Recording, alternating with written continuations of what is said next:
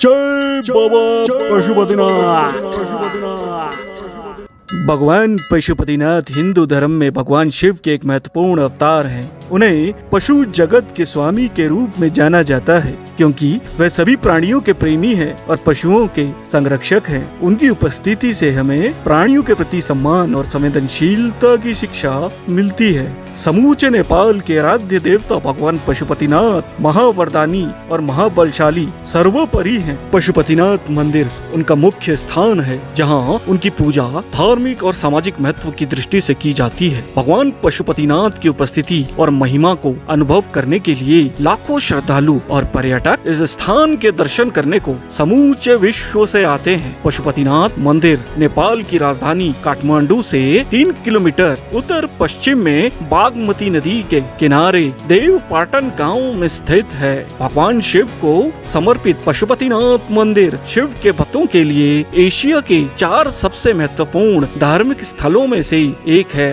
यह मंदिर यूनेस्को विश्व सांस्कृतिक विरासत स्थल की सूची में सूचीबद्ध है, जिसे 1979 में यूनेस्को द्वारा अंकित किया गया था, जिससे इसका महत्व और गौरव और भी बढ़ जाता है। आइए अब जानते हैं मंदिर से जुड़े कुछ किंवदंतियां व कथाएं क्या कहती हैं। नेपाल महात्म्य और हिमवत खंड पर आधारित स्थानीय किंवदंतियों के अनुसार भगवान शिव के एक बार वाराणसी के अन्य देवताओं को छोड़कर बागमती नदी के किनारे स्थित मृगस्थली चले जाने के बाद जो बागमती नदी के दूसरे किनारे पर जंगल में है, वहाँ की सुंदरता देखकर भगवान शिव वहाँ विचरण करते करते चिंकारा का रूप धारण कर निद्रा में चले गए। जब देवताओं ने उन्हें खोजा और उन्हें वाराणसी वापस लाने का प्रयास किया गया तो उन्होंने नदी के दूसरे किनारे पर छलांग लगा दी। इस दौरान चिंकारा रूप में उनके सिंग 4 टुकड़ों में टूट गए। इसके बाद भगवान वहीं पर पशुपति चतुर्मुख लिंग के रूप में प्रकट हुए। दूसरी किंवदंती के अनुसार भारत के उत्तराखंड राज्य में स्थित प्रसिद्ध केदारनाथ मंदिर कथा में जब पांडवों को स्वर्ग परायण के समय बैल के रूप में शिव के दर्शन हुए थे, जो बाद में धरती में समा गए, लेकिन भीम ने उनकी पीठ थाम ली थी। ऐसे में उस स्थान पर स्थापित उनका स्वरूप केदारनाथ कहलाया तथा जहाँ पर धरती से बाहर उनका मुख प्रकट हुआ वह पशुपतिनाथ कहलाया। एक और कथा के अनुसार एक चरवाहा अपनी कामधेनु गाय के साथ रोज वहीं से निकलता था जहाँ आज पशुपतिनाथ मंदिर स्थित है। वह यह देखकर हैरान रहता था। रोज एक ही जगह में कामधेनु गैया अपना दूध धरती पर चढ़ाती थी। चरवाहे के आश्चर्य व संदेह से जब वहाँ जमीन की खुदाई की गई तो एक चमत्कार शिवलिंग की खोज हुई। माना जाता है स्वयं भगवान भोलेनाथ वहाँ शिवलिंग रूप में विराजमान थे और फिर इसका पूजन किया गया, जिससे यहाँ पशुपतिनाथ मंदिर का निर्माण हुआ। आइए अब जानते हैं नेपाल के पवित्र प्रख्यात पशुपतिनाथ मंदिर से जुड़े कुछ तथ्य। मंदिर में भट्ट पुजारी होते हैं। यहाँ के पुजारी का रुतबा किसी राजा से कम नहीं होता। मंदिर में सिर्फ दक्षिण भारत से आने वाले ब्राह्मणों को ही पुजारी के तौर पर रखा जाता है। 2009 में नए रेगुलेशंस लागू कर इस परंपरा को एक बार तोड़ा गया, लेकिन अब भी मंदिर में मुख्य पुजारी भट्ट ही हैं। पशुपतिनाथ मंदिर में स्थित शिवलिंग के चारों दिशाओं में एक मुख है और एक मुख ऊपर की दिशा में भी है। हर मुख के दाएं हाथ में रुद्राक्ष की माला और बाएं हाथ में कमंडल मौजूद है। मंदिर में स्थापित शिवलिंग के 5 मुखों के गुण अलग अलग हैं। पूर्व की दिशा देखने वाले चेहरे को तत्पुरुष कहा जाता है, पश्चिम की दिशा को सद्योजता, उत्तर की दिशा को वामदेव और दक्षिण की दिशा को अघोरा कहा जाता है। इस लिंगम के ऊपर के भाग को ईशान कहा जाता है। लिंगम प्रत्येक दिशा की ओर देखते हैं, जिससे यह विश्वास हो जाता है कि भगवान शिव हमारे साथ हमेशा हैं, चाहे हम कितनी भी दूरी पर किसी भी दिशा में हों। इसे भगवान भोलेनाथ का मानव रूप भी माना जाता है। इसे अधूरी प्रतिमा के रूप में देखा जाता है, जो कमर से नीचे पृथ्वी में धसी हुई है।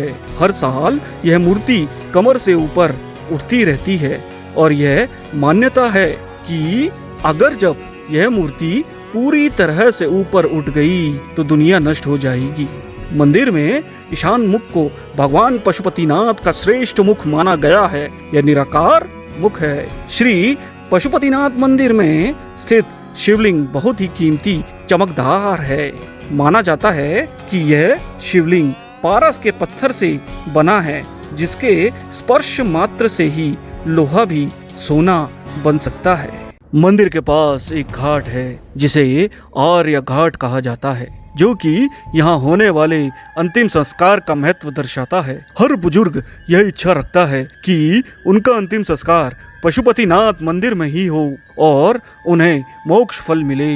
माना जाता है कि यहाँ मृत्यु का समय ज्योतिषों द्वारा पहले ही बता दिया जाता है, इसीलिए यहाँ लंबी कतारें लगती है ताकि लोग अपनी मौत के समय को जान सकें। पशुपतिनाथ मंदिर के भीतर के आंगन में कई प्रमुख मंदिर और तीर्थ स्थित है।